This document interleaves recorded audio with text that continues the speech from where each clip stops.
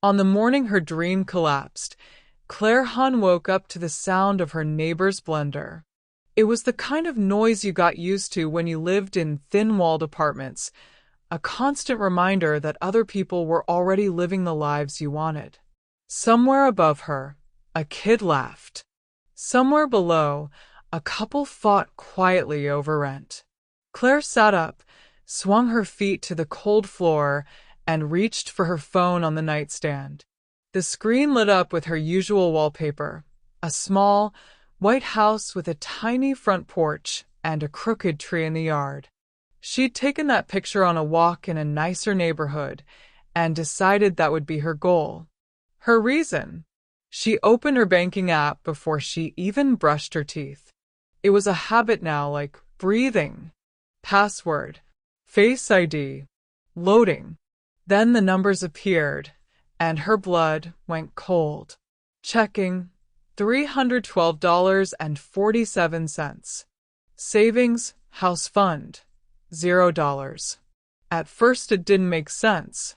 She blinked, refreshed, checked for filters. The tiny graph that used to show years of patient deposits was flatlined. Under recent activity, there was a neat string of withdrawals she didn't recognize, amounts too large and too regular to be a glitch. Her thumb hovered over the screen, suddenly heavy. "No," she whispered.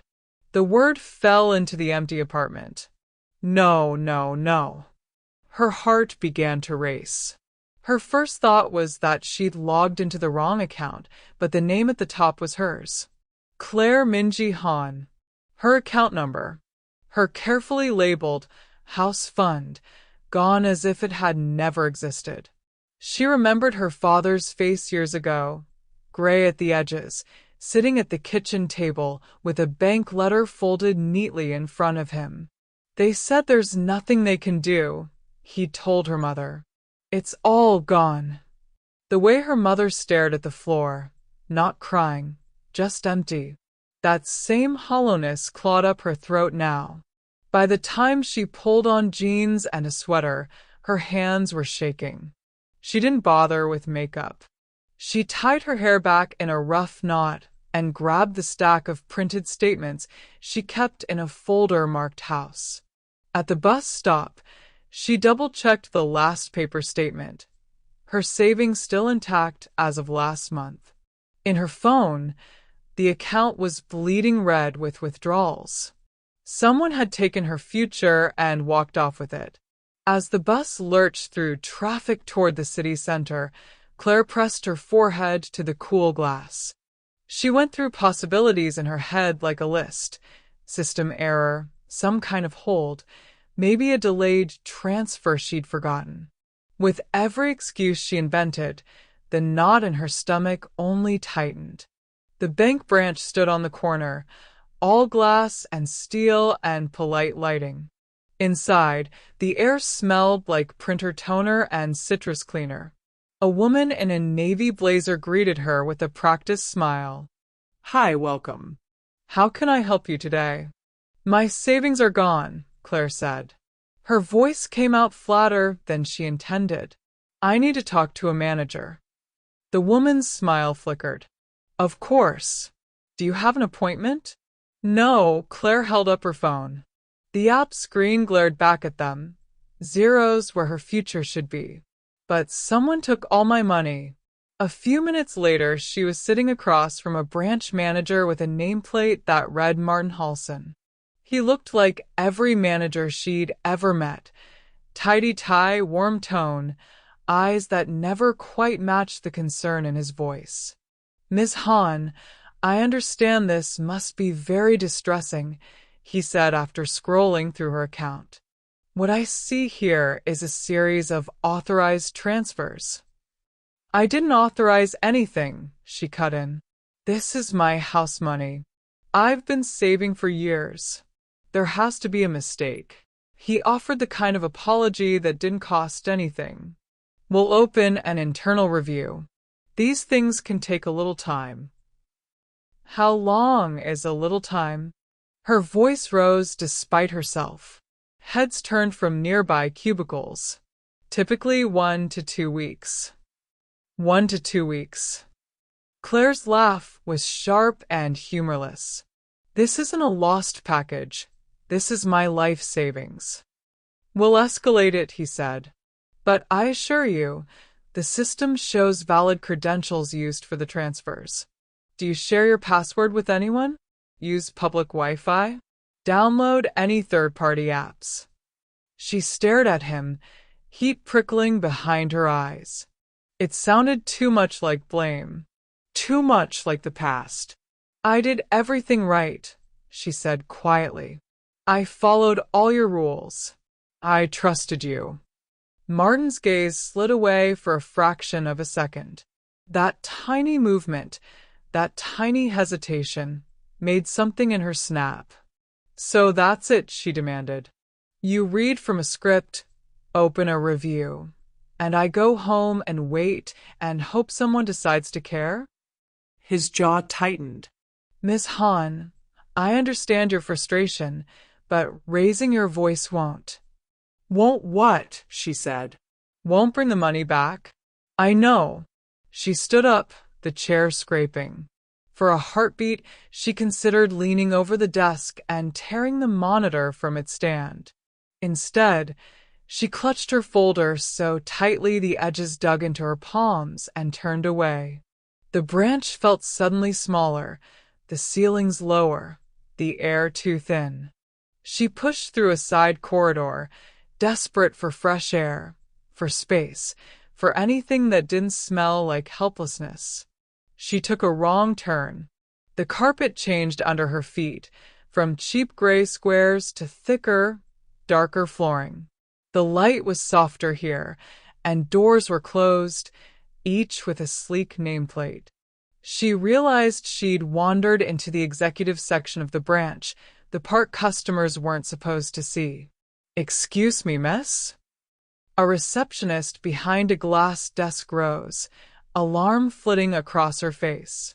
This area is... Claire pivoted too quickly.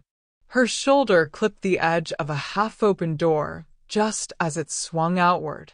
Oh, papers and a leather folder tumbled from someone's hand. She staggered back, bumping into a solid chest. A warm hand closed over her elbow to steady her.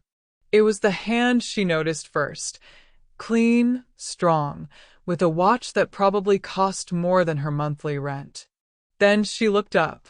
The man in front of her was tall, his suit sharp but not loud, his tie loosened as if he'd just escaped a long meeting.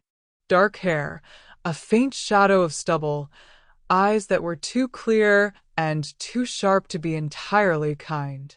I'm so sorry, she blurted, bending to grab the fallen papers. I wasn't, I'll get these. It's all right, he said, crouching at the same time. Their fingers brushed over a document, and she pulled her hand back as if burned. He glanced at the name on her folder. House. Then his gaze flicked to her face, taking in the red around her eyes, the way she was swallowing too hard. You're not supposed to be back here, the receptionist said, hurrying over. She's a customer, Mr. Cole. I'll escort her back too. Customer, he repeated. He straightened, still looking at Claire. What's wrong? She opened her mouth and hesitated. This man was clearly important, the kind of important that had hurt her family once long ago. But her voice came out anyway. My savings are gone, she said. And your manager just told me to go home and wait.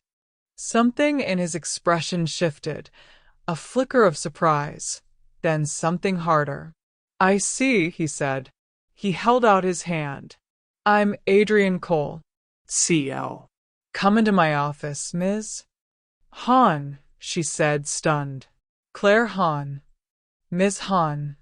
His voice was calm, steady, annoyingly confident. Let's see what happened to your money.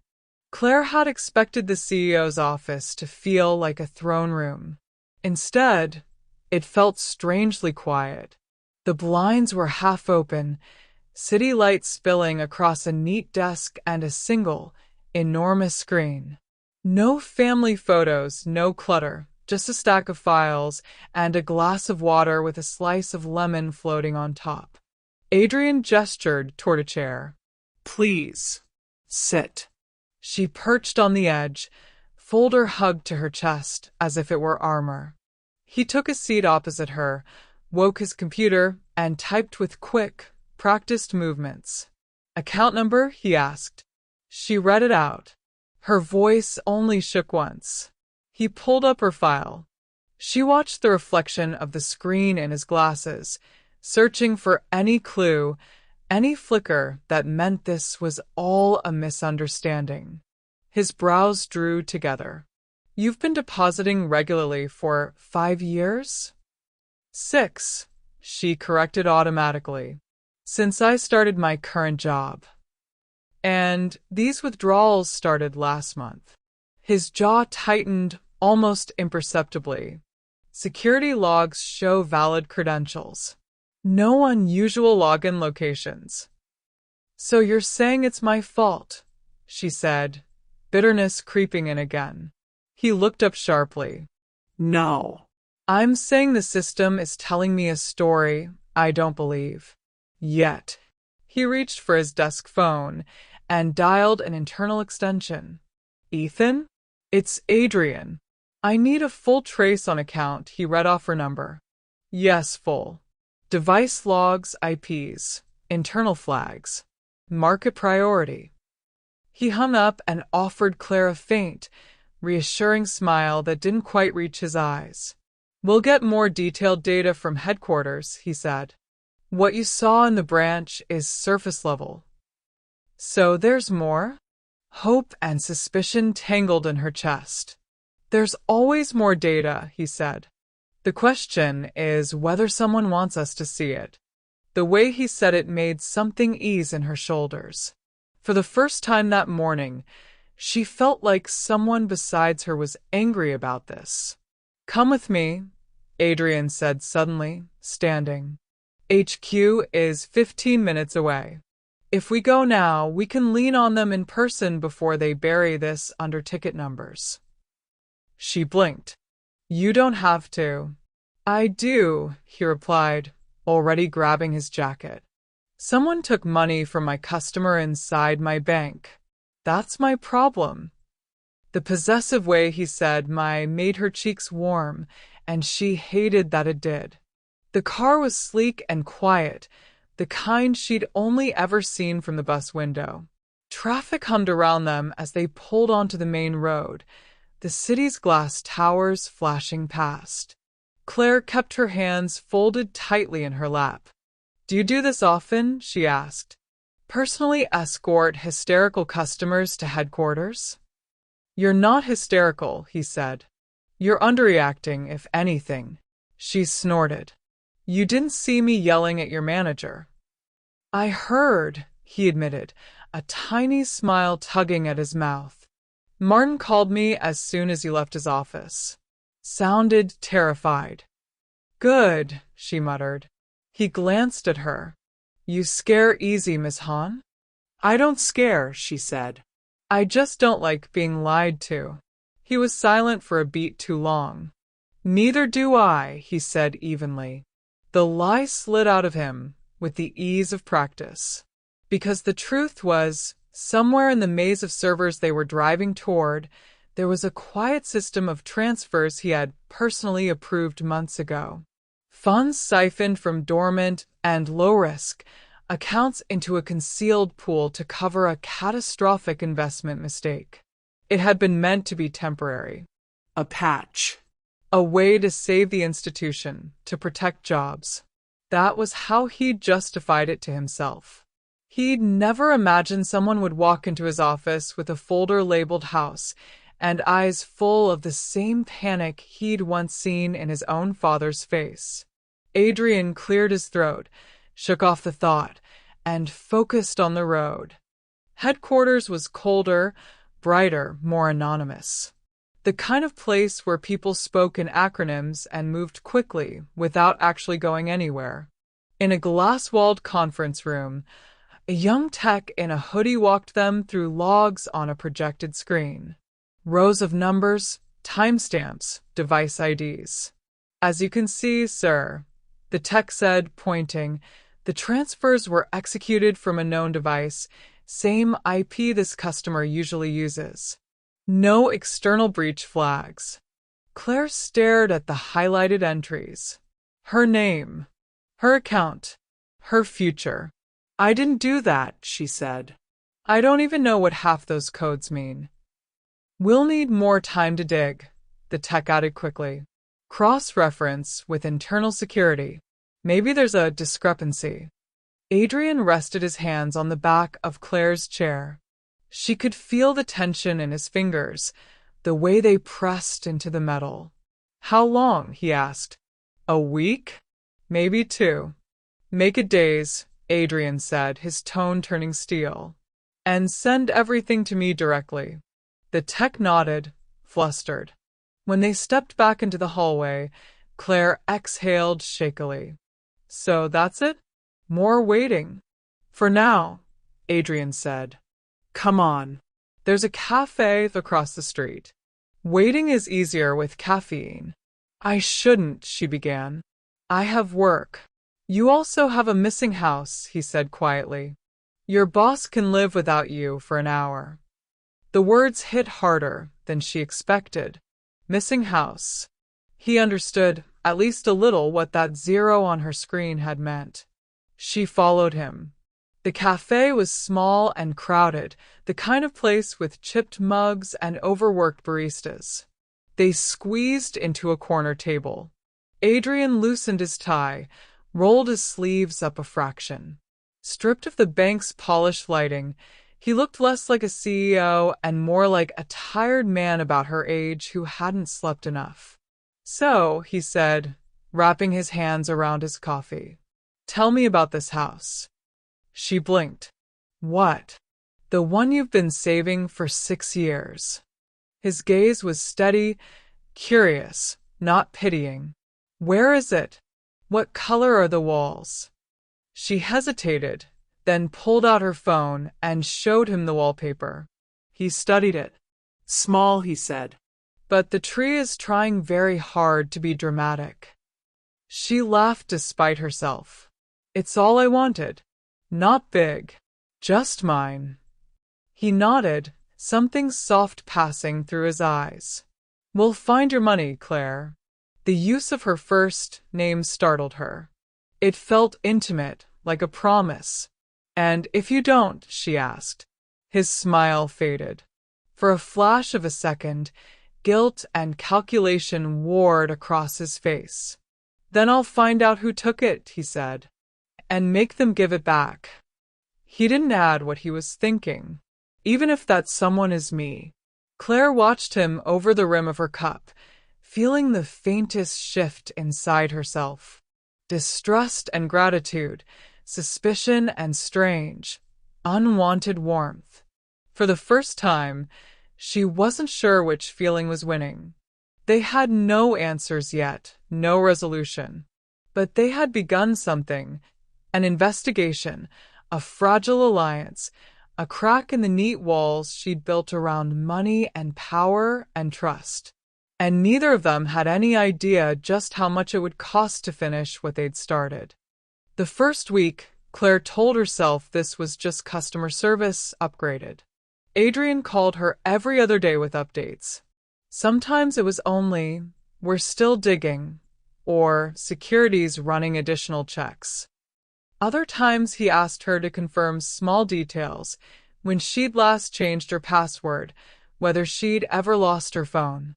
Each time his name lit up her screen, her stomach clenched. At first from anxiety, then, slowly, from something else. By the second week, it didn't feel like talking to a CEO anymore. Do you ever sleep? She asked one evening. His voice through the phone sounded hoarse, as if he'd been in meetings all day. Occasionally, he said. My assistant has threatened to unplug my laptop if I stay past midnight again. Maybe you should listen to her. Maybe you should listen to me, he countered. I told you I'd handle this. You don't need to spend every night refreshing your app. She looked at the blank house fund line on her screen. Easy for you to say. You have more than $300 to your name. A pause. You check my accounts? He asked lightly. I meant in general, she muttered, flushing even though he couldn't see her. You're you. So are you, he said. And we're going to fix this, Claire. I don't make promises lightly. The way he said her name made the tiny apartment feel both smaller and less lonely. He started timing their updates conveniently around lunch or late afternoons, when he could suggest, too casually, that they meet in person. HQ cafeteria is barely edible, he remarked one day. Let me buy you something that won't poison you. You just want to escape your own building, she shot back. I prefer to think of it as conducting field research. His tone warmed. 10 minutes from your office. There's a coffee place with decent sandwiches. She hesitated. She'd taken enough unpaid hours off for bank errands already. Her manager at the logistics company was beginning to look at her with a tight, suspicious concern reserved for people whose lives were about to become someone else's problem. But when she walked in the next morning, there was another email from the bank marked in progress, and another night of refreshing her account reflected back in her tired eyes on the computer screen. 10 minutes, she told herself. 15. Just long enough to feel like someone was on her side. The cafe he picked this time was quieter than the last, with high windows and potted plants trying to look healthy. Adrian was already there, jacket off, sleeves rolled up, staring at something on his phone. He looked up when she approached, and for a moment the sharp calculation in his face softened into something almost relieved. Hey, he said, like they'd known each other longer than a few weeks. I ordered you the pastry you liked last time. The weird cinnamon thing. I never said I liked it, she protested, slipping into the opposite chair. You finished it, he said. That's practically a declaration of loyalty in this place. She rolled her eyes, but the fact that he'd remembered tugged at something inside her. People didn't usually notice what she liked to eat. Her family was too busy, her coworkers too distracted, her friends too scattered. Any news? She asked, forcing herself back to the point. He exhaled, the air leaving him slowly. The internal audit flagged the transfers as internal reallocation, he said. But the origin is muddied. I'm still trying to untangle which system initiated them. Internal reallocation? The phrase tasted bitter. So your bank took my money on purpose. My bank is not a person, he said. It's a machine. People behind it, yes. But we also fight with automated processes that think they're smarter than everyone. Did you design those processes? She asked. Some of them, he admitted. Which is why this is personal. She studied him. Guilt flickered behind his eyes again, there and gone like a shadow from a passing car. What aren't you telling me? She asked quietly. His gaze met hers, steady. Too steady.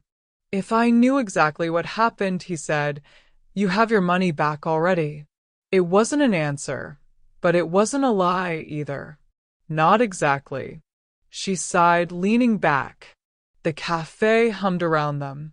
He started asking about her job, her irate customers, her micromanaging supervisor.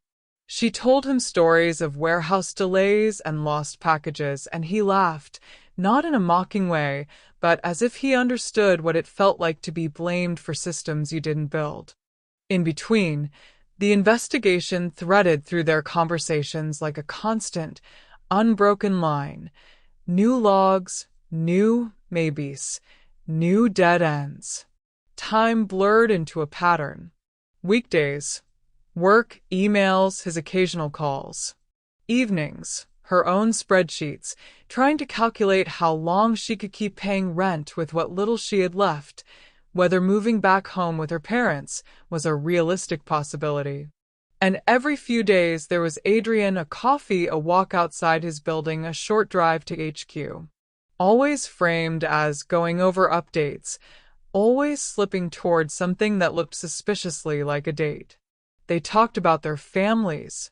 He revealed, carefully, that he came from nothing, no old money, no safety net. Started as a teller, he said. Worked my way up. It wasn't pretty, but it was deficient. She told him about her father's failed business and how the bank's polite letters had felt less like information and more like a verdict. So you hate banks, he said, half smiling. I hate what they can do to people who don't matter to them, she corrected. And do you think you don't matter? He asked. She opened her mouth, then closed it. He was watching her as if her answer meant more than it should.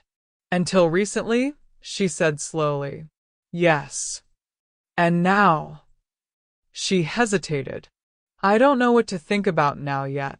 Their eyes held. For one dangerous second, the air between them felt too charged, like a wire pulled too tight. Then his phone vibrated, shattering the moment. He glanced at the screen, expression closing off. Sorry, he said, standing. I have to take this. It's a compliance issue. She nodded, suddenly aware of how far she'd let herself drift toward him. She wrapped her hands around her coffee cup, as if anchoring herself. From outside, through the glass, she could see him pacing the sidewalk, voice low, posture tense. He looked less like a man in control and more like someone trying desperately to hold together a structure that wanted to collapse. She wondered, not for the first time, what he was really afraid of. One rainy Friday, after nearly a month of almost answers, she snapped. I'm tired of hearing, we're working on it, she said, arms crossed in his office. Every day I check my account and see that zero. Every day rent moves a little closer. And all I have are coffee receipts and your assurance that you're trying. He didn't flinch. You think I'm not frustrated? He said. My own people have started avoiding my calls on this. That's not normal. Maybe because they know something you don't, she shot back. Or something you're not telling me. He stared at her, jaw tight. For a heartbeat, she thought he might confess something, that he might finally say, yes, it's worse than I've admitted. Yes, your money is caught in something ugly, and I'm part of it. Instead, he ran a hand through his hair and exhaled. I'll push harder, he said. I promise. I don't want promises, she said, her voice low. I want my life back. Their eyes met, and she saw it again. That flash of something like shame. Give me the weekend, he said. I'll have something concrete by Monday. One way or another. You've said that before. Not like this. His tone left no room for argument. Monday, Claire. I'll call you. She left his office feeling wrung out and weightless at the same time. Part of her wanted to believe him, to cling to his certainty. Another part whispered that she was doing exactly what she'd sworn she'd never do again, trusting someone who held all the power. Monday came. No call. She checked her phone obsessively during her morning commute, during her lunch break, during the quiet 5 minutes before her shift ended. By evening, the silence had a shape to it. She tried his number. It went straight to voicemail. Hi, you've reached Adrian Cole. She hung up before the beep, swallowing against the tightness in her throat. Maybe he was in back-to-back meetings. Maybe there was some crisis. Maybe he'd call tomorrow. Tuesday. Nothing. Wednesday, she called the main line for the bank and asked to be connected to him. I'm sorry, the operator said. after a pause that felt too long. Mr. Cole is currently unavailable. What does that mean? Claire asked. On vacation? In a meeting? I'm unable to provide further details at this time. The voice replied, clipped, rehearsed. A familiar numbness began to settle over her. The same tone she'd heard years ago when they told her father his case was closed. She went to the branch in person. Martin, the manager, looked even more uncomfortable than before. Miss Hahn, he said, hands folded on the desk. As I explained, your case is under review.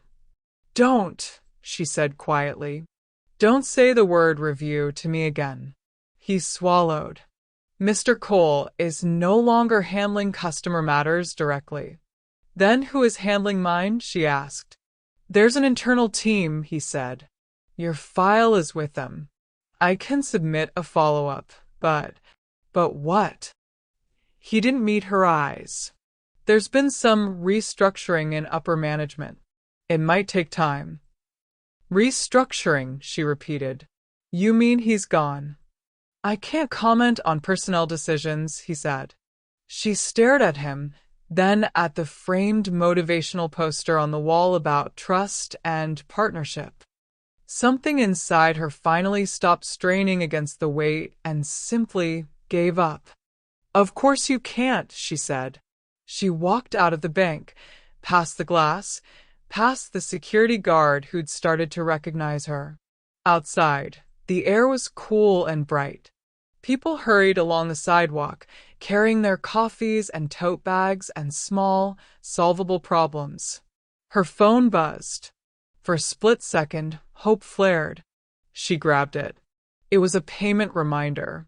She turned it over in her hand, staring at the blank screen, then slipped it back into her pocket.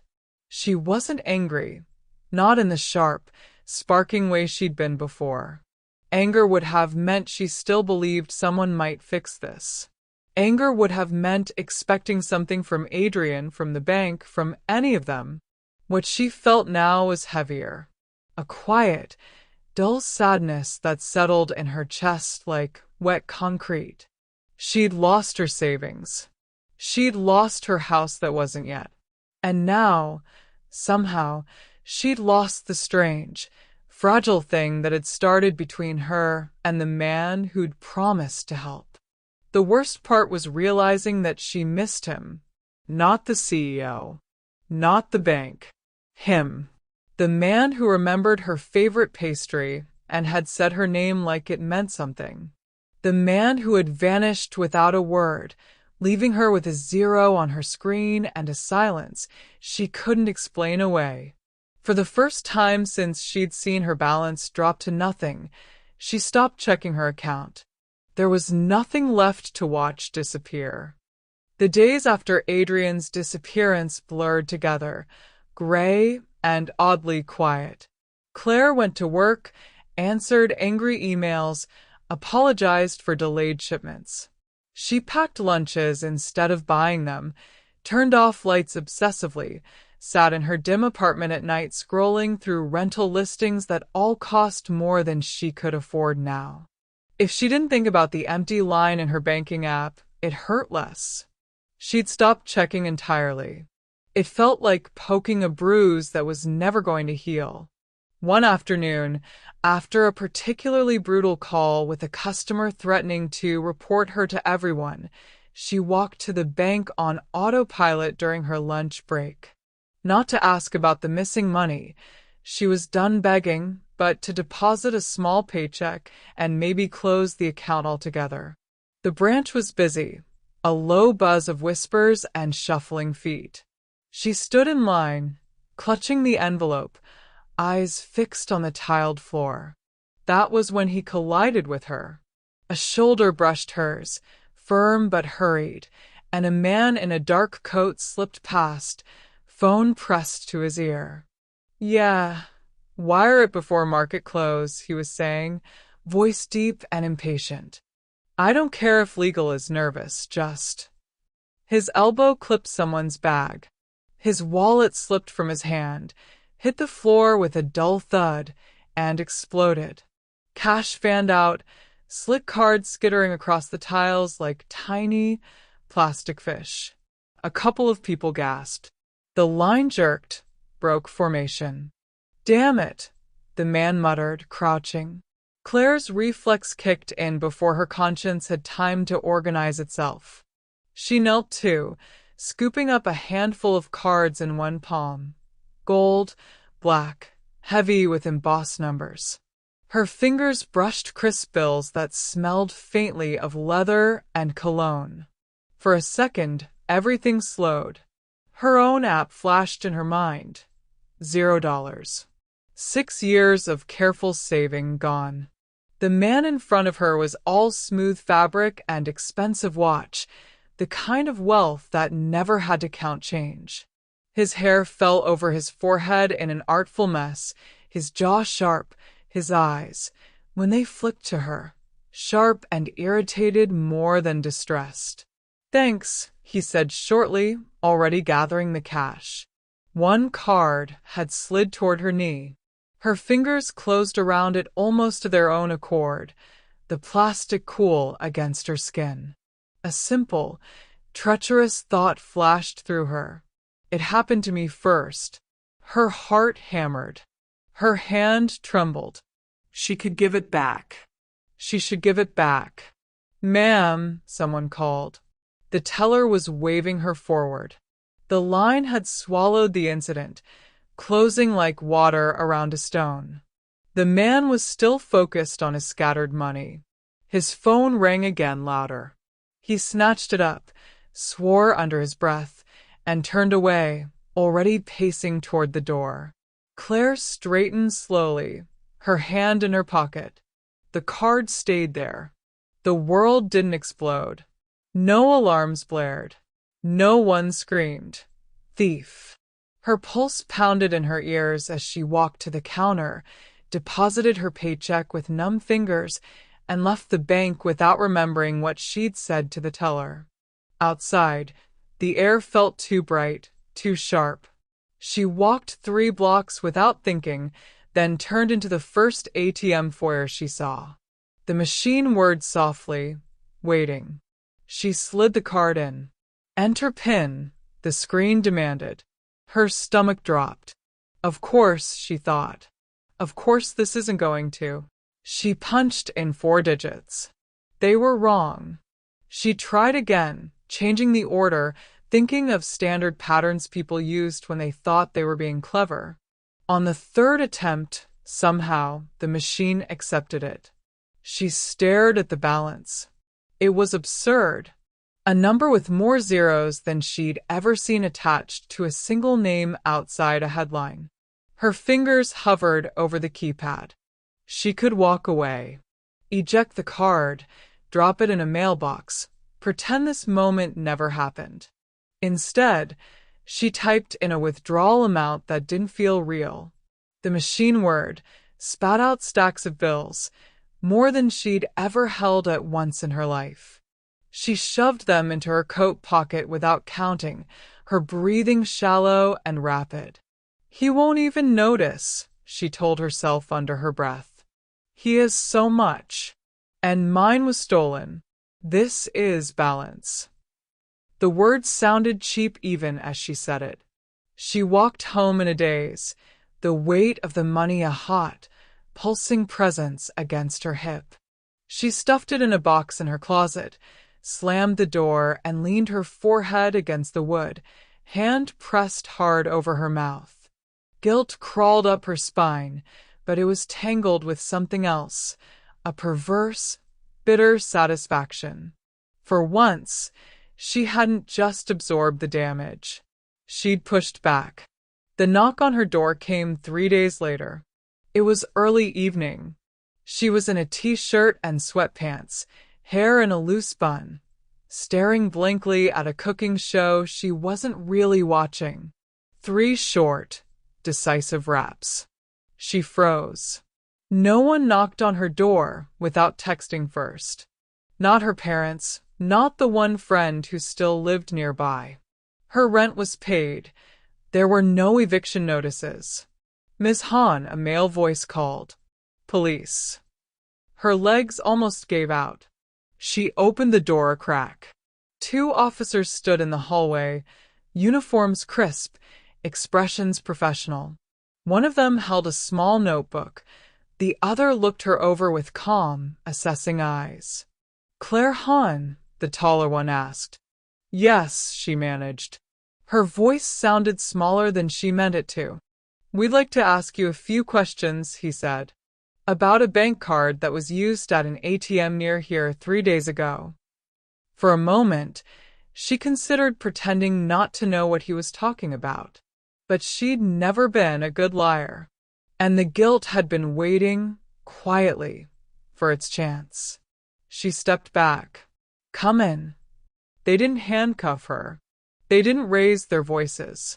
They were almost gentle as they explained that the owner of the card had reported unauthorized withdrawals, that security footage showed her at the machine, that they needed to bring her to the station to clarify the situation.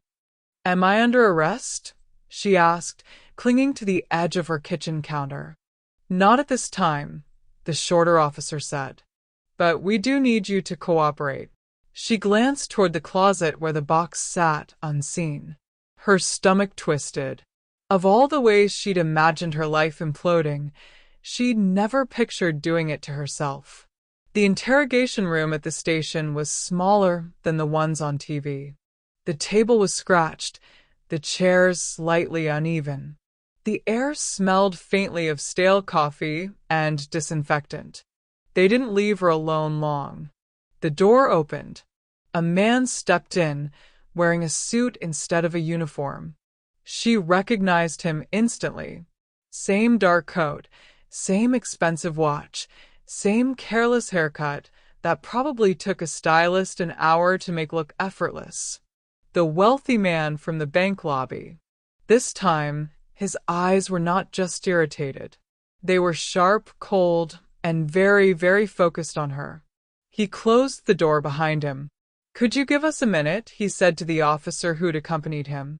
The officer hesitated, then nodded. "We'll be right outside, mister."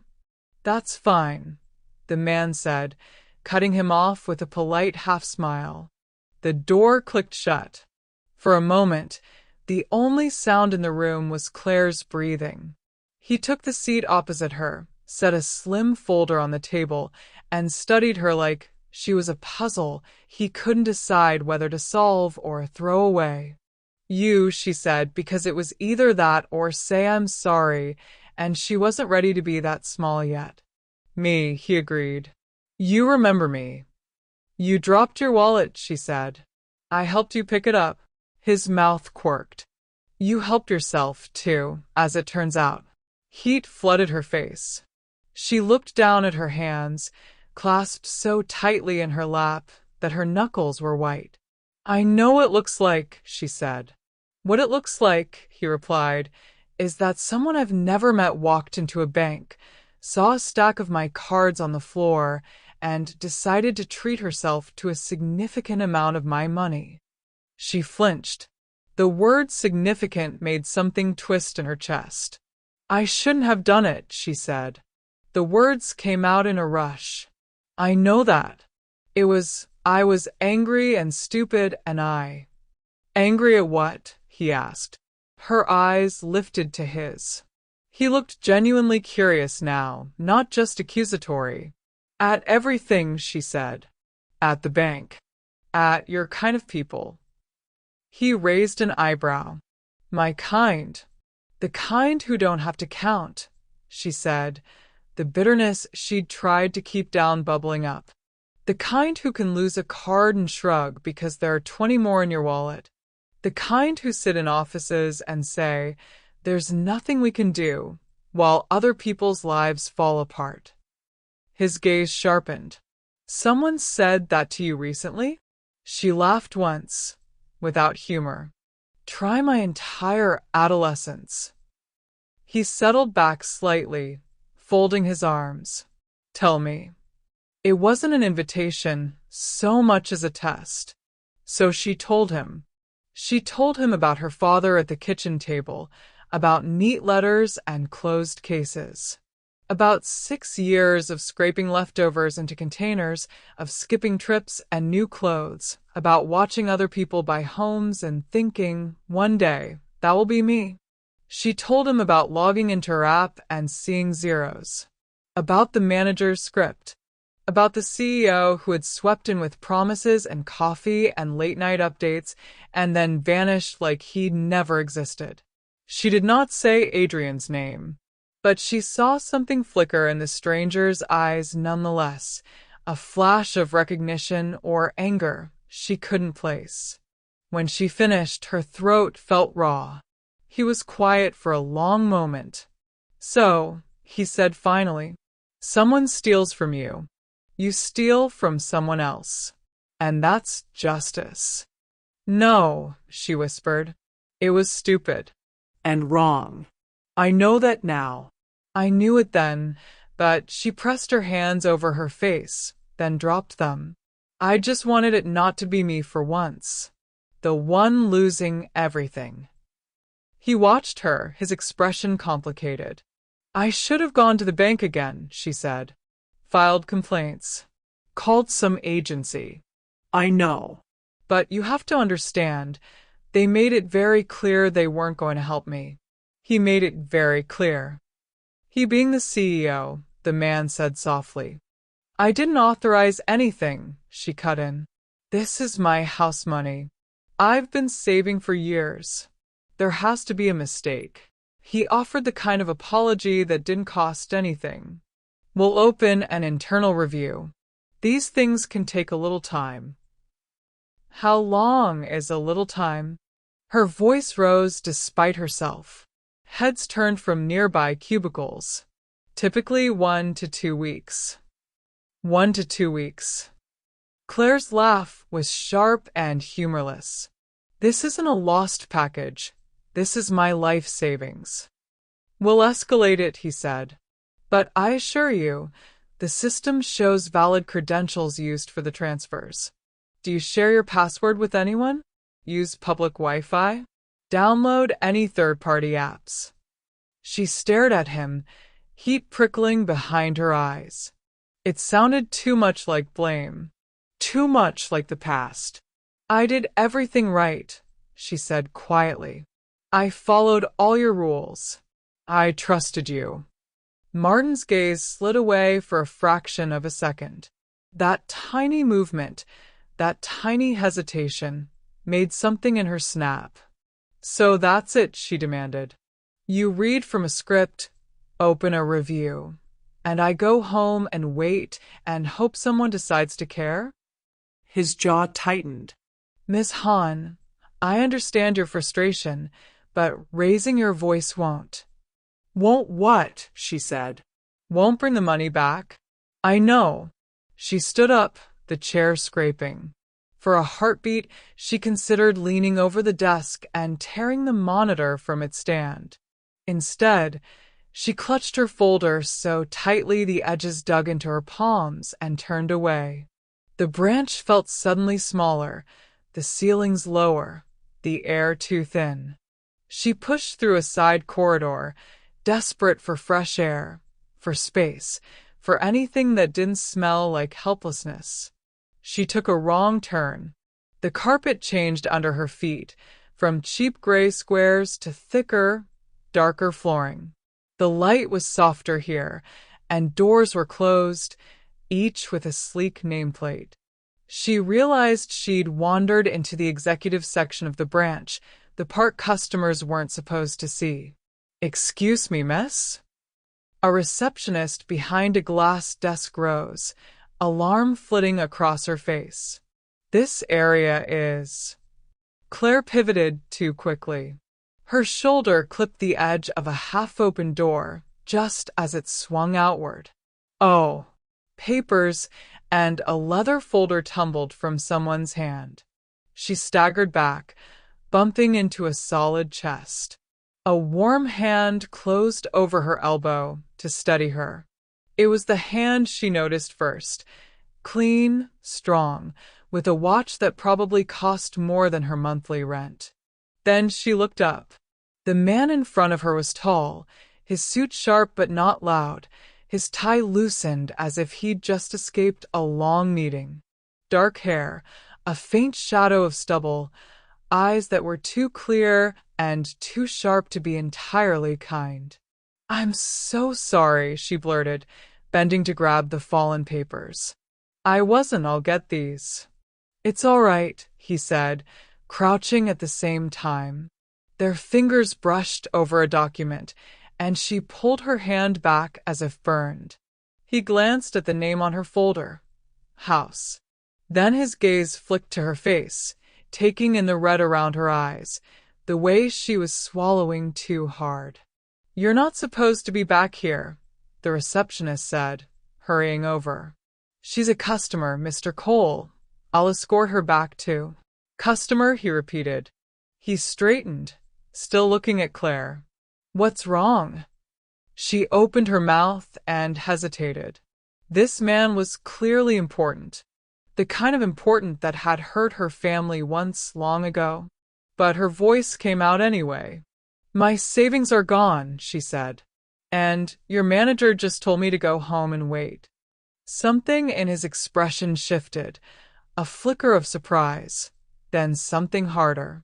"I see," he said. He held out his hand. "I'm Adrian Cole, CL. Come into my office, Ms. Hahn," she said, stunned. "Claire Hahn. Miss Hahn." His voice was calm, steady, annoyingly confident. "Let's see what happened to your money." They met on a Wednesday, because that was the day he said the lawyers could lose interest. Technically, the station had already processed a statement. The card owner did not wish to press charges. The officer's tone had softened. The word misunderstanding floated through the hallway like a cheap air freshener. But to Claire, the real verdict would come after this evening was over. Until then, she felt suspended between two versions of herself. The woman who'd always tried to do the right thing, and the one who'd walked into an ATM and stolen. Evan chose a restaurant that made her feel like she'd stepped into someone else's life. Low lighting, white tablecloths, quiet music that wrapped around the clink of cutlery.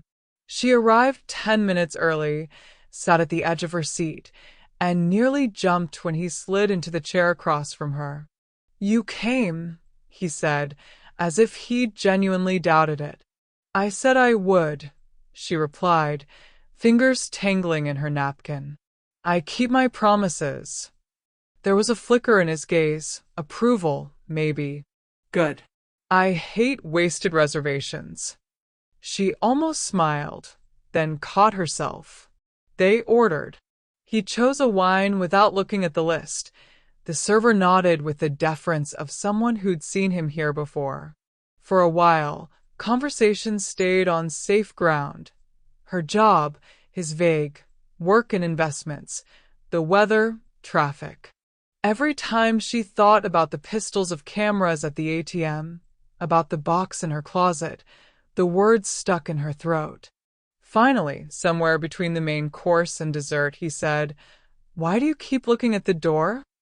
She blinked. "I'm not." "You are," he said calmly. "You've counted every person who's walked in since we sat down, but you haven't checked your phone once.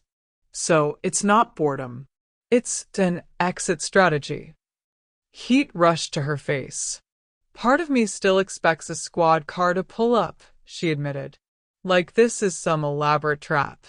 "Not my style," he said. "If I wanted to destroy you, I'd do it with paperwork." He paused. "That was a joke." "Not a very comforting one," she said dryly. His mouth curved. "You're right." He took a sip of wine, then set the glass down carefully. "Look, Claire, you did something wrong. I'm not pretending you didn't. But you also came and sat in a room with me and told me exactly why, without trying to paint yourself as a saint. That's rare." "Most people lie to you?" she asked. Most people lie to themselves, he corrected. The rest just lie to everyone else. Which one are you? The question slipped out before she could stop it. His eyes met hers, unexpectedly open. Depends on the day. They both fell quiet. She noticed then the lines around his mouth, the faint tiredness at the edges of his eyes, as if his life of ease came with weights she couldn't see. It didn't excuse anything, she told herself, but it made him less of a caricature and more of a person. He asked about her parents. She talked about her father's shelves of unpaid invoices, about her mother's quiet math at the kitchen table. He listened, fingers steepled, occasional questions softening the hardness from his face. My family doesn't talk about money like that, he said eventually. We fight about it with lawyers, not kitchen chairs. Must be nice, she said. He huffed a humorless laugh. You'd be surprised. By the time the check came, the knot in her stomach had loosened a little. She'd expected the evening to feel like a sentence, but it had been a conversation. Uneven and awkward, yes, but real. Outside, the night air was cool. They stood on the sidewalk, facing each other under a streetlight that hummed faintly. Well, he said, slipping his hands into his coat pockets. I suppose that's it. I guess so, she said. Her voice sounded unnaturally calm to her own ears. I'll make sure the police close everything out, he added. You won't hear from them again. Thank you, she said. The words tasted of relief and something like guilt. I'll figure out what to do about the money. It's done, he said. We're square. He looked at her for a moment longer, like he wanted to add something, then only nodded. Good night, Claire. Good night, Evan. She walked away feeling lighter and worse at the same time. She'd bought her way out of a disaster with an evening of her time. She didn't know if that made her practical or pathetic. When she reached her apartment and closed the door behind her, she leaned against it and let out a breath that felt like it had been stuck in her chest for weeks. It was over. She told herself she should feel nothing but relief. So, why did part of her hope he'd call again? He didn't call. Not on Thursday. Not on Friday. By Saturday morning, she'd convinced herself that was good. They'd had their strange, transactional evening. He'd kept his word. The police had not returned. Time to reclaim her life. She dragged out a bucket and cleaning supplies, threw her hair up, and set about attacking the chaos of her apartment.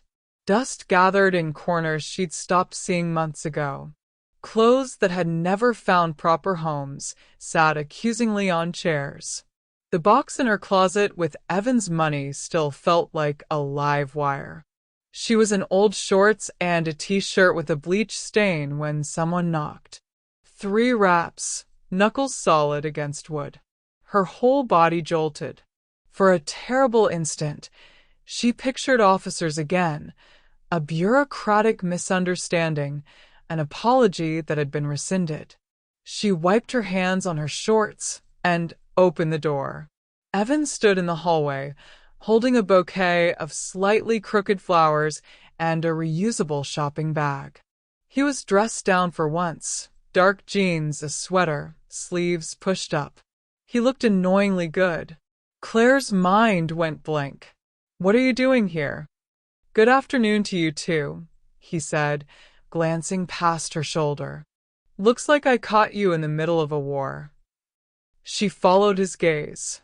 From the doorway, her apartment resembled a crime scene of dust and laundry. I'm cleaning, she said, feeling heat climb up her neck. I don't have time for a date, he supplied. Her eyes widened. We had a date. That was the deal. One. He tilted his head, studying her.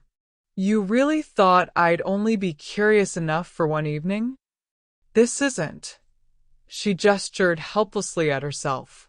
I'm not even wearing pants that fit properly. Those are pants, he pointed out. Functionally. You should go, she said, fidgeting with a loose thread on her shirt. I'm busy. I know, he said. He lifted the shopping bag. That's why I brought reinforcements. Inside were paper towels, sponges, a bottle of all-purpose cleaner, and a box of trash bags. She stared. You brought cleaning supplies. You said you're busy, he repeated. So, I'm here to make you less busy. Evan, this is ridiculous, she protested.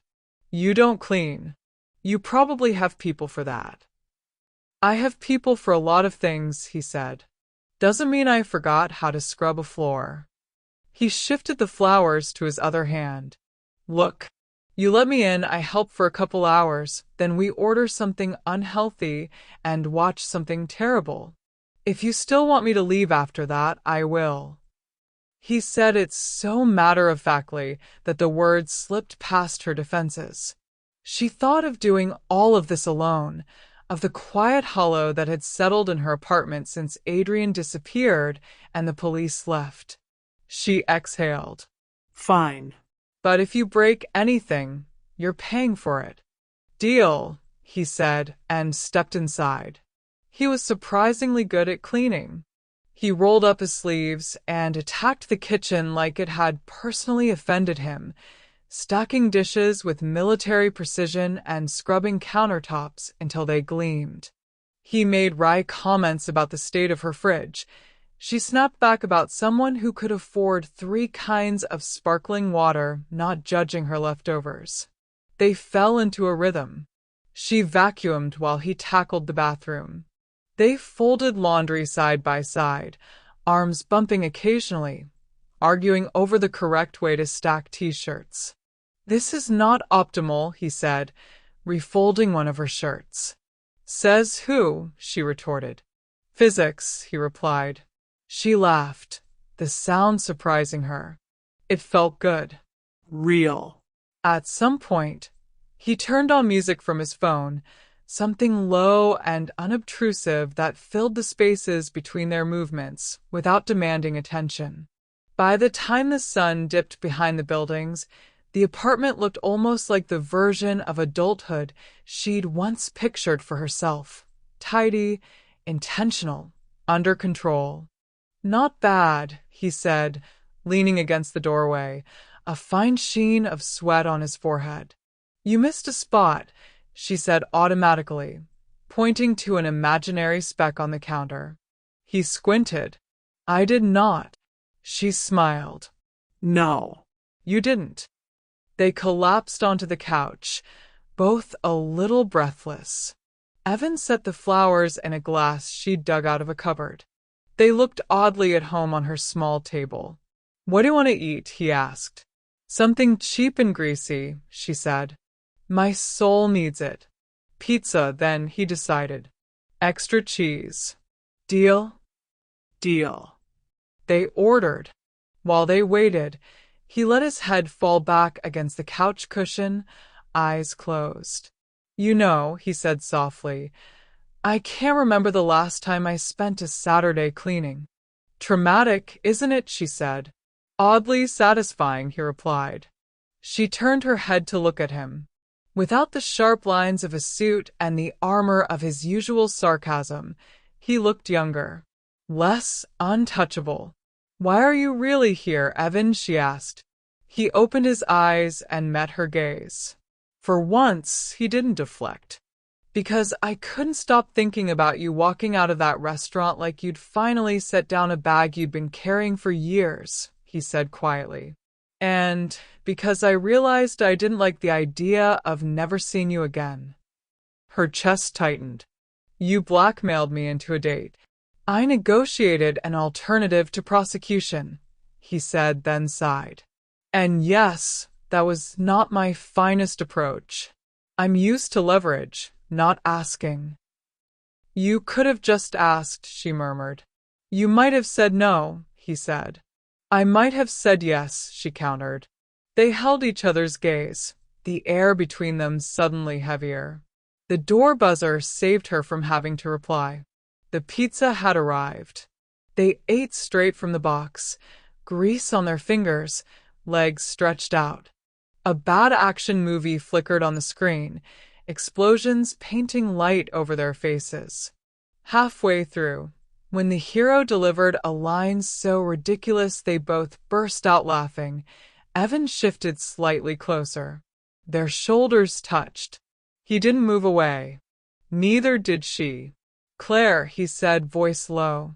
She swallowed. "Yeah. We should define this," he said. "You and me."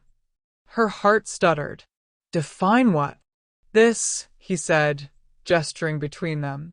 "I don't want it to be a strange arrangement based on a bad decision forever.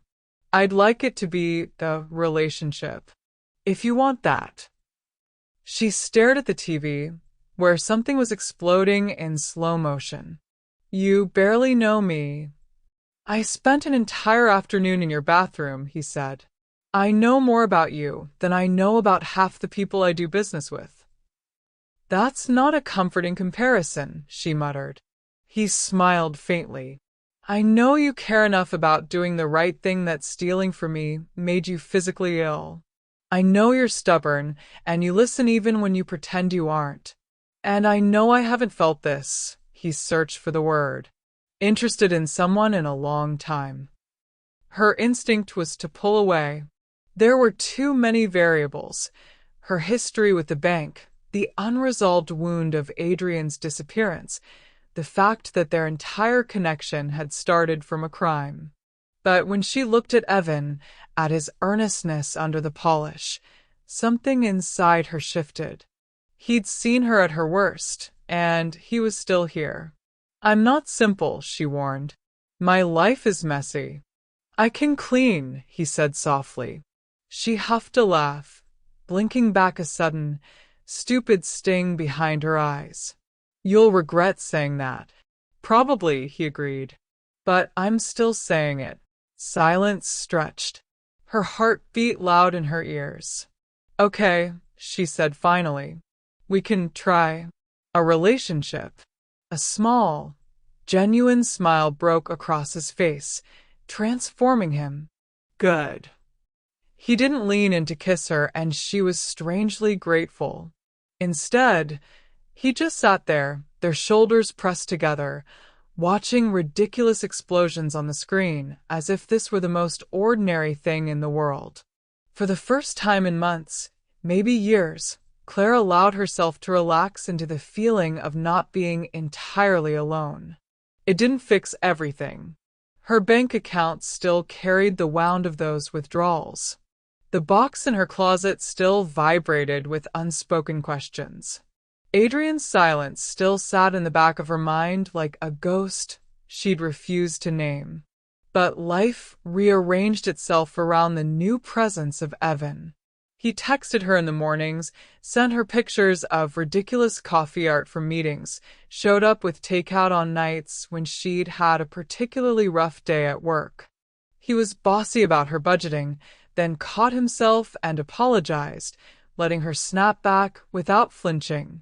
She learned that he hated being late, loved old jazz, and had an annoying habit of being right about most logistical things.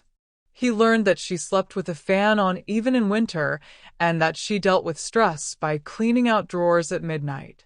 Weeks blurred, softening into a pattern that felt dangerously close to happiness. One Saturday afternoon, they found themselves walking past the bank. Claire slowed instinctively.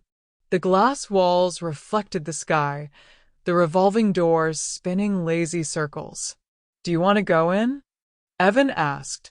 "No," she said quickly. Then, after a beat, "Yes." He looked at her. "Which is it?"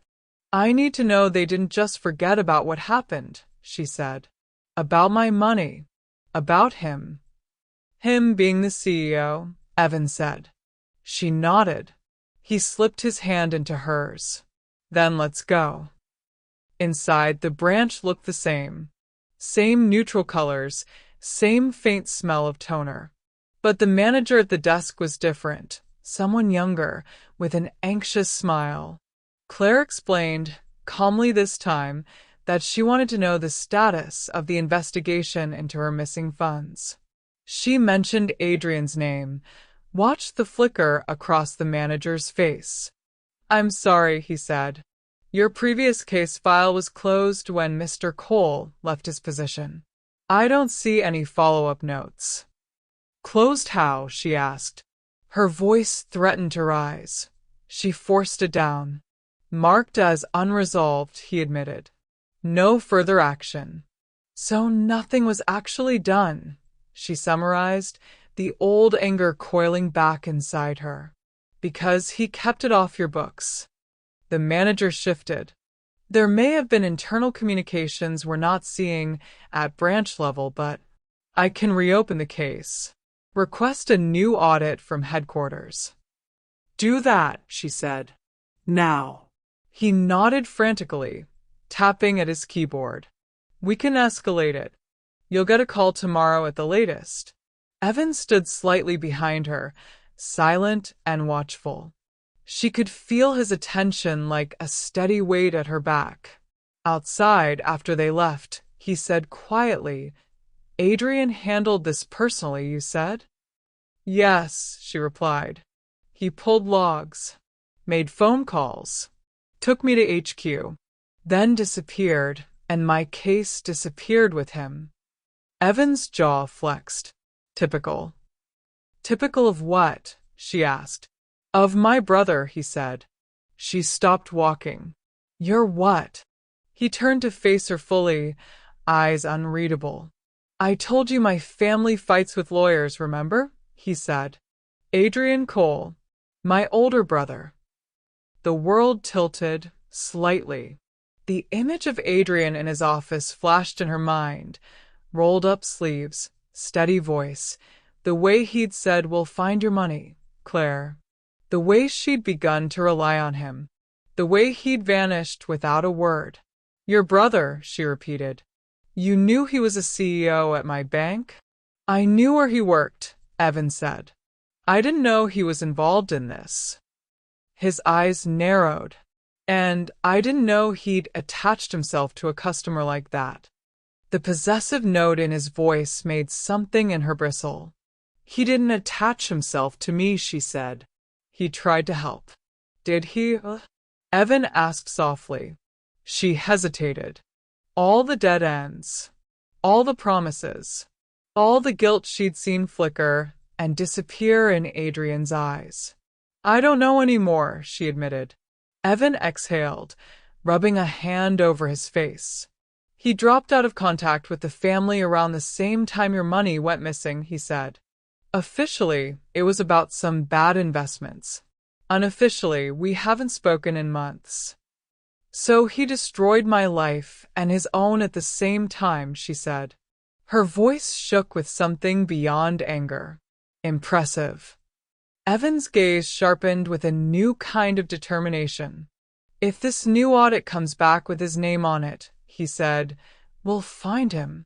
"We," she echoed. "You're not doing this alone again," he said. "Not when my family's fingerprints might be on it." She looked at him, at the line of his jaw, at the mixture of guilt and resolve in his eyes. Part of her wanted to run.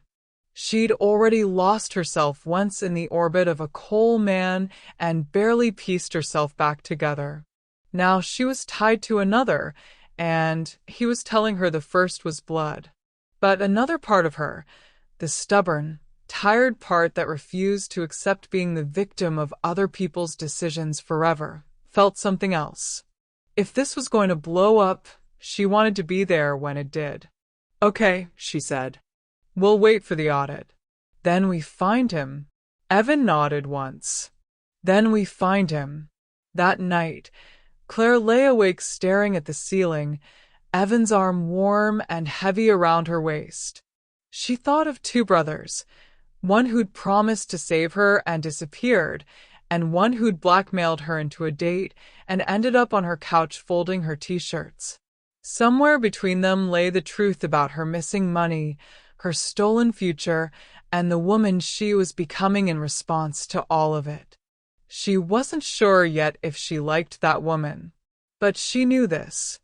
The next time someone tried to rewrite her life from behind a desk, she'd be there in the room when the story was told. The call came the next morning, just like the new manager had promised. Claire sat at her desk at work, cursor blinking over an unanswered email, when her phone buzzed with an unknown number. Her heart lurched. Ms. Han? This is compliance from Central Headquarters. We've completed the preliminary audit you requested. Her mouth went dry. And there were a series of unauthorized internal reallocations affecting your account, the woman on the line said. They were routed through a restricted pool. The approvals traced back to a senior executive. Claire's fingers tightened on the phone. Name. A pause. The primary authorizing officer was Adrian Cole. The world narrowed into a thin, ringing line. Is he still with the bank? Claire asked. Another pause. Mr. Cole resigned pending a confidential review. That's all I'm permitted to say. Of course it was. Will I get my money back? Her voice sounded strangely calm. There will be a restitution program, the woman said. Our legal department is finalizing it. You'll receive official notice in the mail. There will be. Not you will. Not all of it. Thank you, Claire said mechanically and hung up.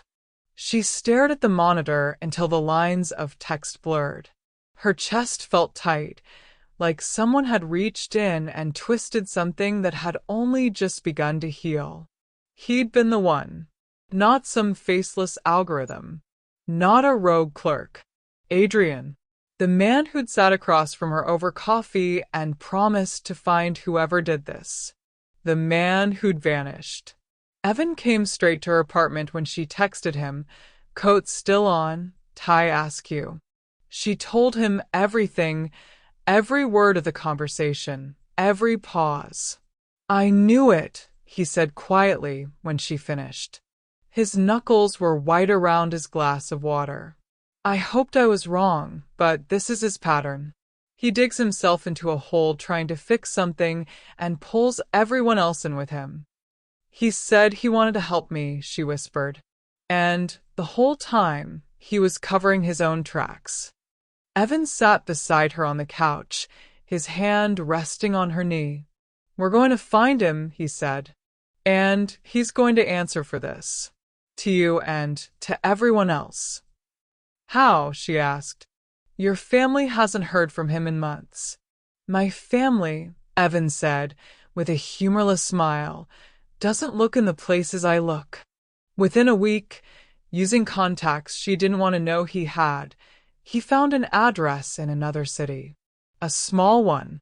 No penthouse, no corner office. Just a faded listing and a utility bill in Adrian's name. Are you sure about this? Evan asked, the morning they were set to drive out. You don't have to see him. I can go alone. I do, she said. I need to look him in the eye when he explains why my house turned into a safety net. Evan's jaw tightened, but he nodded. Then we go together. Adrian's new building looked like the ghost of every place Claire had ever lived. Peeling paint, cramped balconies, a lobby that smelled faintly of damp cardboard. He answered the door in a t-shirt and jeans, barefoot, hair longer and messier than she'd ever seen it. For a heartbeat, he looked like a different man. Then his gaze landed on her, and recognition hit him like a physical blow. Claire, he said. Her name was half breath, half apology. He looked past her and saw Evan. Something ugly and familiar flashed across his face. Of course, he muttered. You'd bring him. Nice to see you too, big brother, Evan said coolly. They stared at each other, a standoff built over decades she knew nothing about, before Adrian stepped aside. Come in, he said. The apartment was small but clean, furnished with the bare minimum. No art on the walls. No photographs. A laptop on a table, a stack of printed documents, a mug with coffee gone cold. Claire sat on the edge of the couch. Evan remained standing, leaning against the wall, arms crossed. Adrian sank into a chair opposite her and didn't seem to know what to do with his hands. I got a call from compliance, Claire said. They traced the transfers from my account. They found your name. His shoulders flinched. I figured they would eventually. That's all you have to say? Evan snapped. You stole from your own customers, Adrian. From her. Adrian's eyes flicked to Claire. I didn't start there, he said quietly. It was supposed to be from dormant accounts. Roundings. Temporary reallocations to cover a liquidity gap while we unwound some bad positions. I was trying to keep the bank afloat. And at some point, Claire said, her throat tight, non-dormant accounts became easier. At some point, he admitted, I panicked. Systems were already built, approvals already in place. The hole got deeper. Someone flagged your account as low risk, stable contributions. He swallowed. You were never supposed to see it. None of you were. I thought I could put it back before anyone noticed. You thought you could fix it with more lies, Evan said. Adrian's jaw flexed. I know what I did. No, Claire said, surprising herself with the sharpness in her voice. You know the terms for what you did. Liquidity gap. Temporary allocation. You're very good with words, Adrian. Say it another way. He met her eyes, and for the first time she saw the shame fully, not half hidden. I stole your money, he said, each word heavy. From you. From others. I told myself it was for greater good. That's what cowards do when they don't want to admit they're just thieves in nicer suits. Silence settled. Claire's eyes burned. You knew what that account meant to me, she whispered. You saw the label. You saw the statements. House fund. And you still? I told myself I'd fix yours first, he said hoarsely. That if I could just get one more quarter, one more injection, I could put it all back before anyone got hurt. And then he spread his hands helplessly. Then I met you. And it got worse. Worse, she echoed. Because suddenly it wasn't some theoretical customer. It was you, he said. And I liked you. I liked the way you refused to be polite about things that were unfair. I liked the way you looked at me like I wasn't a miracle, which made every life feel like acid. You could have confessed, Evan said. To her. To the board. To someone. Adrian's laugh was raw. And watch the bank collapse? Take down every employee who trusted me? You think I didn't run every scenario in my head at 3 a.m? Claire swallowed. So you ghosted me instead. I was about to be forced out, he said quietly. The investigation was circling.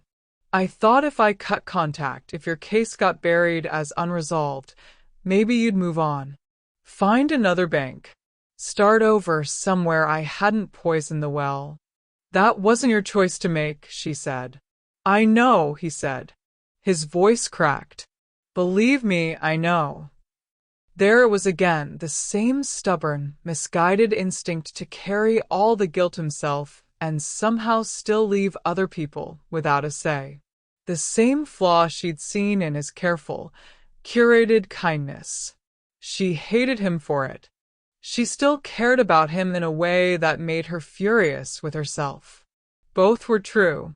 So what now? Evan asked. You sit here and wait for regulators to finish gutting your career? Let the bank spin a narrative about a rogue actor while you conveniently absorb all the blame. Adrian shrugged one shoulder.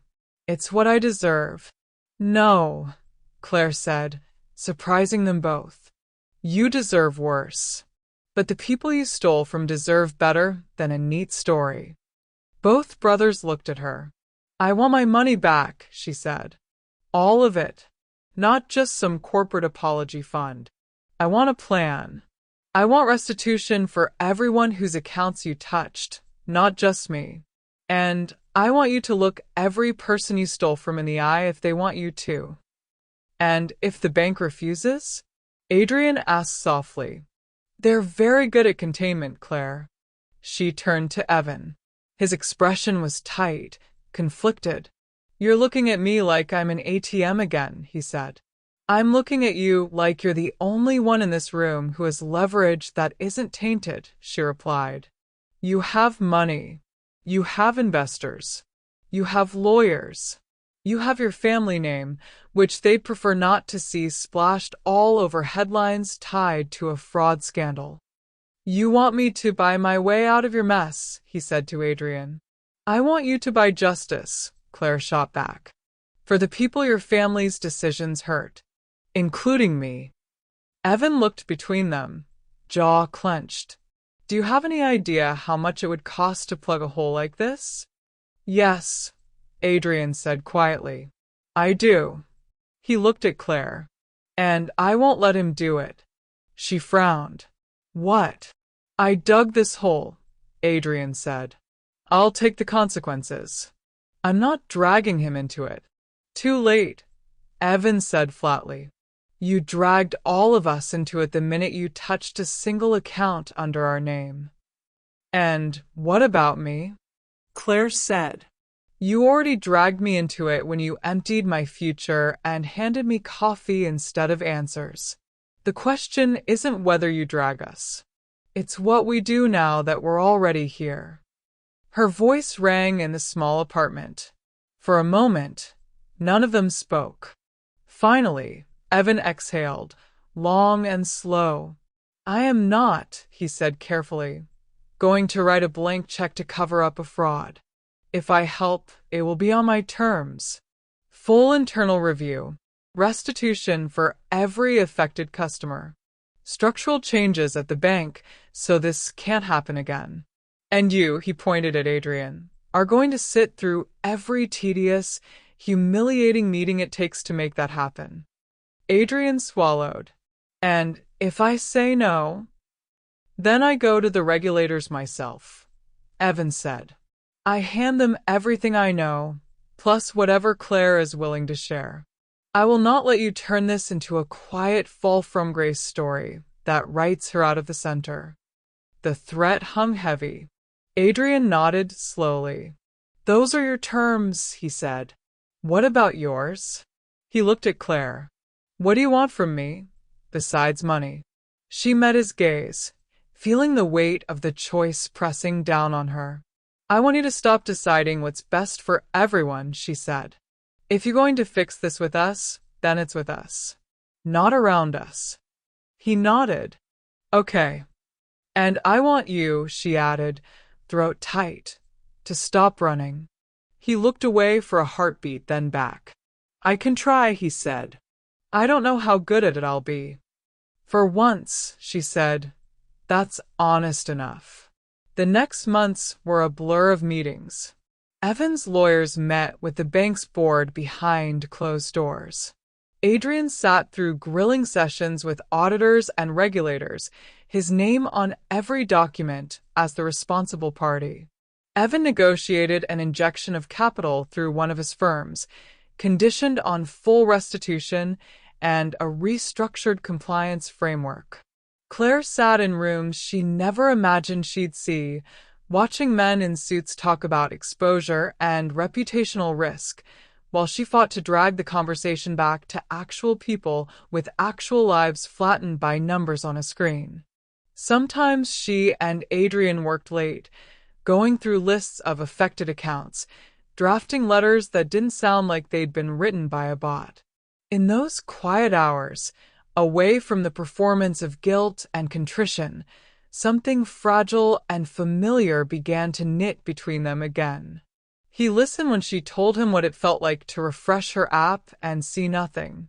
He told her what it had felt like to watch the bank he'd built teeter on the edge of collapse, his own pride driving him to patch it alone.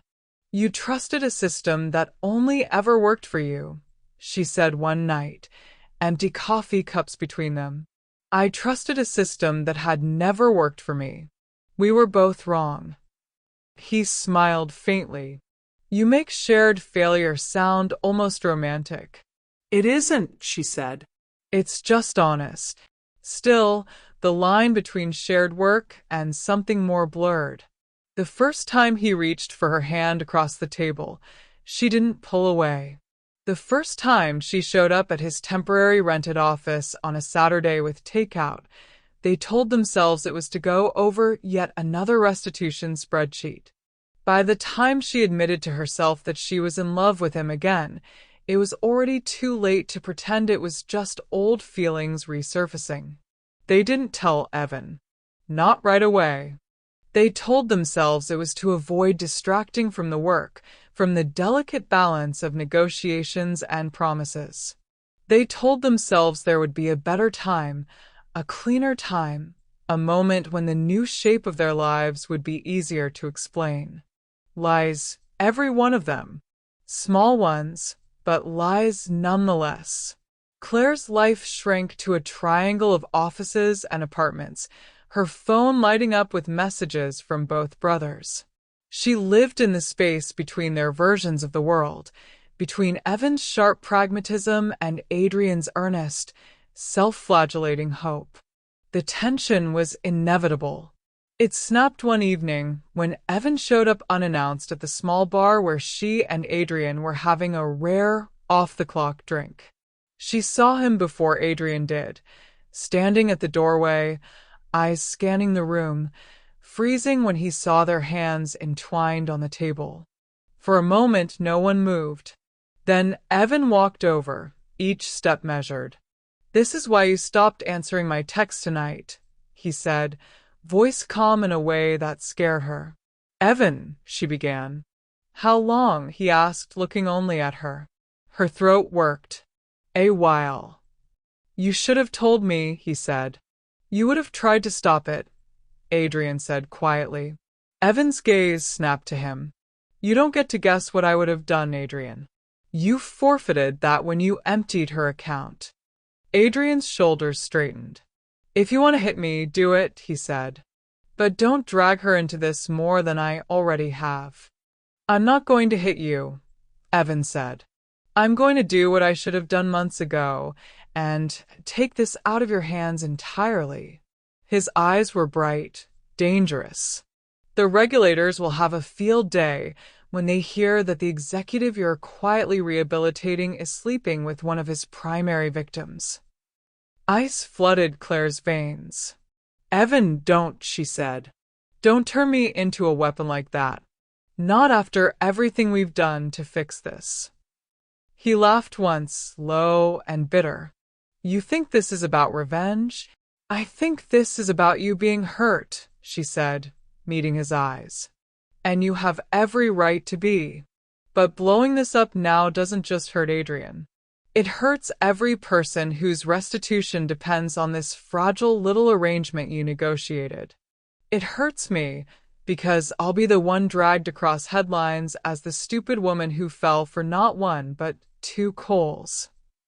The words hung between them, raw and ugly. Evan's jaw clenched. "So, I'm supposed to make peace with the fact that my girlfriend," his voice cracked on the word, "chose the brother who burned down her future instead of the one who tried to rebuild it."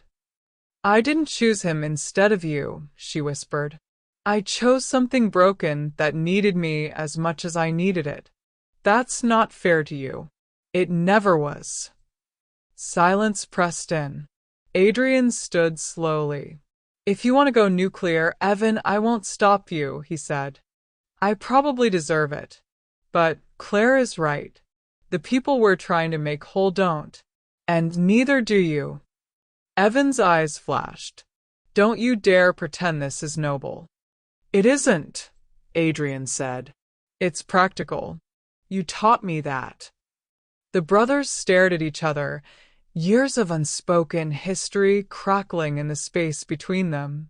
Claire stepped forward. "I'm sorry," she said to Evan, "for how this started, for how I handled it, for not telling you sooner. You deserved better." His face twisted, just for a second, before his control snapped back into place. "You always did have a talent for choosing the most complicated route," he said, a bleak trace of humor in his tone. "You could have just kept hating us and saved yourself a lot of trouble." "I tried," she said. "It didn't stick." He looked at her for a long moment, then exhaled. "Fine," he said. "We finish what we started. The capital injection stands. The restitution stands. I won't blow it up." His gaze cut to Adrian. "But not for you. For her. And for the people who never got to sit in these rooms and argue terms." "And after that?" Claire asked, heart pounding. "After that," he said quietly, "we're done." He walked out before either of them could stop him. The months that followed were quieter. The program rolled out. Customers received restitution letters, some with cautious relief, some with justifiable anger. The bank held a press conference full of carefully chosen words about internal failures and new safeguards. Adrian appeared briefly, shoulders squared, voice steady as he accepted responsibility on behalf of his office. Behind the scenes, with Evan's capital and conditions, the institution didn't collapse. It bent painfully and restructured. Compliance got teeth. Automated systems lost some of their untouchable glamour. Human signatures started to matter again. In a move that startled her, the board eventually offered Adrian a path back, not to the same throne he'd occupied, but to a narrower role tied to risk and ethics, the irony of which he never stopped acknowledging. "They want the guy who crashed the car to teach driver's ed," he told Claire dryly one evening. "Maybe that's justice. Maybe it's accountability," she said. "As long as you don't forget how it felt to be the girl under the wheels." His smile was small, grateful. "Never." Evan kept his distance. He signed documents, attended necessary meetings, and then disappeared into other deals, other cities. Occasionally, a news article would mention his name in connection with a new project. Claire would see it in passing and feel a quiet ache, like pressing on a healed scar. She wrote him an email once, long, careful, full of thanks and apologies. No reply came. Maybe that was his way of staying clean. Claire moved out of her old apartment a year after the audit. The house she bought wasn't exactly like the one on her phone wallpaper, but it was close enough. Small, slightly crooked tree out front, a porch big enough for 2 chairs. This time the down payment wasn't just hers. The restitution from the bank, her own savings, and a personal contribution from Adrian, money he insisted on earning back under his new, stricter contract, had pieced it together. On the night they carried the last box inside, Adrian stood in the doorway and looked around, eyes suspiciously bright. "You did this," he said. "We did this," she corrected. "And no one stole it on the way." He laughed softly. "You'll still check, though." "Every week," she said. Old habits die hard.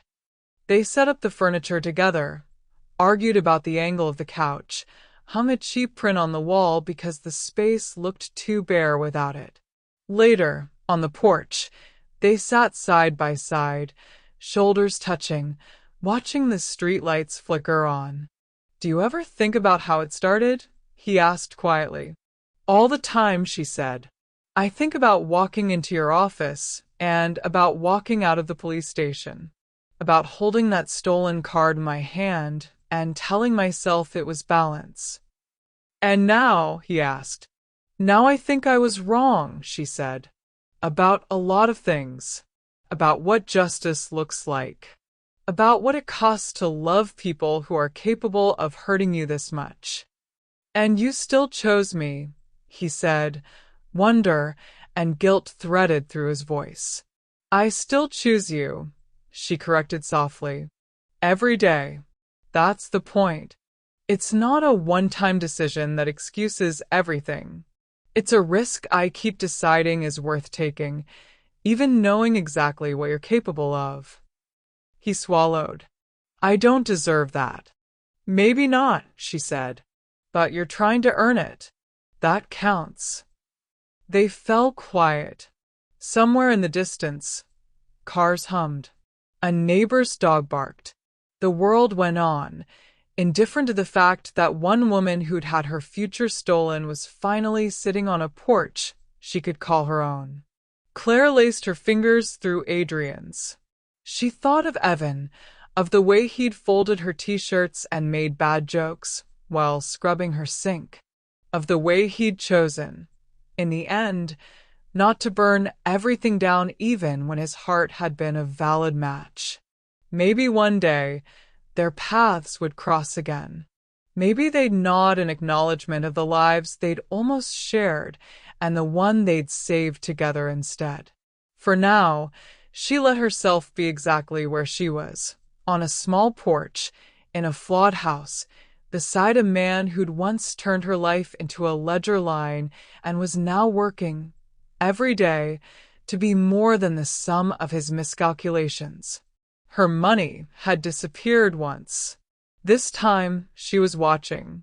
This time, if anything tried to vanish again, trust, accountability, love, she would see it. She would fight for it. And she would not be standing there alone.